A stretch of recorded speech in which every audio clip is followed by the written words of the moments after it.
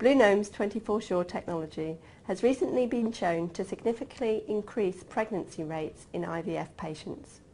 Professor Alan Handyside is head of preimplantation genetics at BlueGnome. He is well known in the field for his extensive work with Robert Winston on the first preimplantation genetic diagnosis pregnancies. Many couples struggle to get pregnant and turn to IVF.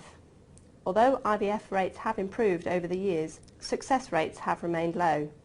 New research has now shown that screening embryos prior to implantation can increase pregnancy rates. The importance of this report from Yang et al., based at the Pacific Reproductive Center in California, and their colleagues in Beijing, I think is threefold. Firstly, it's the first randomised controlled trial of 24-Sure technology for copy number analysis of all 24 chromosomes, and the first indeed to show a significant clinical benefit per cycle started.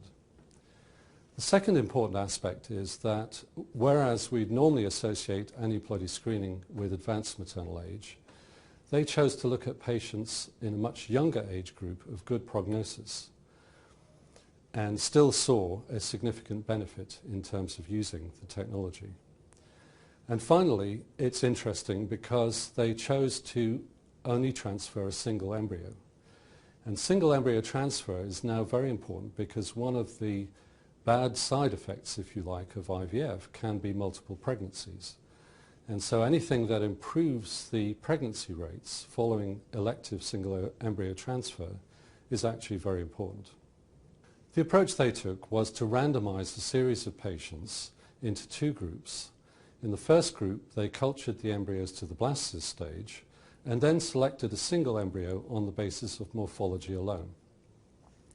In the second group, they cultured embryos to day 5 and to the blastocyst stage as with the first group, but then biopsied those embryos and performed array CGH overnight, allowing them to select both on the basis of morphology and on the basis of chromosome aneuploidy.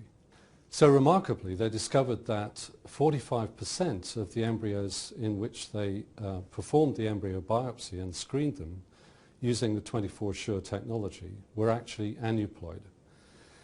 And when they replaced a single euploid embryo in that group of patients, the pregnancy rate increased from 41% to 69%. The question whether we should screen all embryos, I think, is certainly an interesting one. And what this study shows is that we should certainly consider screening the embryos of younger patients because of this high level of aneuploidy.